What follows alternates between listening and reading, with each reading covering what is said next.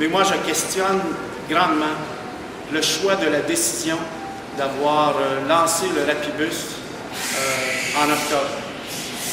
Les experts en transport en commun vont vous dire que des changements au système du réseau de transport en commun ne se font pas à l'automne.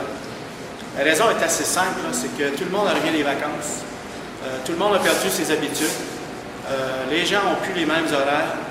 Souvent, il y a des familles où il y a des enfants qui commencent l'école et il y a une grande adaptation. On le voit là, quand on revient des vacances, là, on est en septembre, puis les rues s'engorgent, la congestion est plus significative que jamais et c'est instable pour un bout de temps.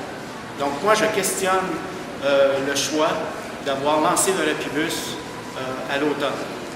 Moi, je crois qu'il aurait été plus sage de lancer le Rapibus au mois de juin et je vais fermer cette parenthèse. Je dis ça tout simplement pour dire que ça l'a ajouté à notre défi.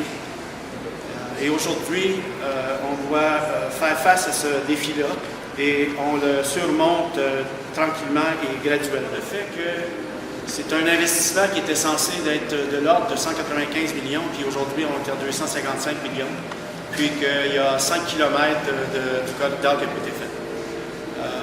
Pour moi, c'est une préoccupation du début du mandat, je l'ai dit, je le répète, et pour aller au fond de ça, il y a bientôt, en fait, l'appel d'offres est en rédaction présentement pour embaucher une firme externe qui va nous permettre d'aller au fond du questionnement sur cet investissement-là. Est-ce qu'après 12 mois, on peut déclarer succès et qu'on est en haut de l'Everest? Absolument pas, là. Ça serait utopique de dire ça. Stabiliser un réseau et faire fonctionner une infrastructure comme le corridor, c'est pas une chose qui se tient sur 12 mois. Si vous avez suivi l'évolution de la mise en œuvre de réseaux dans d'autres grandes villes, on est souvent 24 mois après la mise en œuvre, puis on est encore en train de stabiliser. Pourquoi ça serait différent pour la STO? Donc, on est toujours en mode d'amélioration continue. L'investissement dans l'infrastructure, c'est 75 d'un investissement de 255 millions. Si la STO ne fait pas cet investissement-là, puis ça c'est 75 fourni par le ministère des Transports du Québec en passant, via le programme québécois d'investissement, si le Rapibus n'est pas construit, ce n'est pas un investissement qui se fait à Gatineau, c'est un investissement qui se fait ailleurs.